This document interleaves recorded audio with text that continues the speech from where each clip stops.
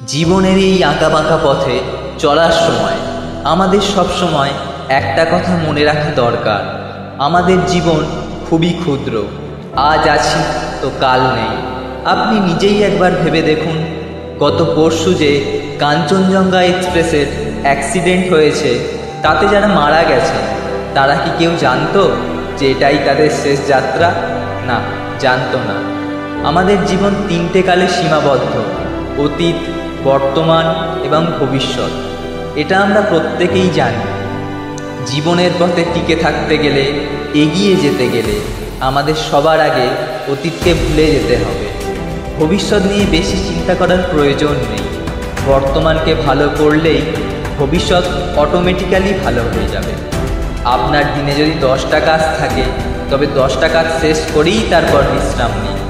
আগামীকালের জন্য কোনো কাজ ফেলে রাখবেন না। এমন তো হতেই পারে আগামীকাল আপনার আরও কাজ এসে গেল, তখন দেখবেন আপনি গতকালের কাজটা সম্পূর্ণ করতে গিয়ে আজকের কোনো একটা বা দুটো কাজ আপনি শেষই করতে পারলেন না। আলটিমেটলি সেই আপনি পিছিয়েই থাকলেন। তাই বলছি, গতকাল কি হয়েছে ভুলে যান, আগামীকাল কি ঘটবে সেটাও ভুলে যান। আজকের আপনি কি করবেন সেটা ভাবুন, কারণ আজকের আপনি যা করবেন সেটাই ঠিক করে দেবে আগামীকাল আপনি কোথায় থাকবেন। উঠে পড়ুন, আর দেরি নয়, সময় পেরিয়ে যাচ্ছে।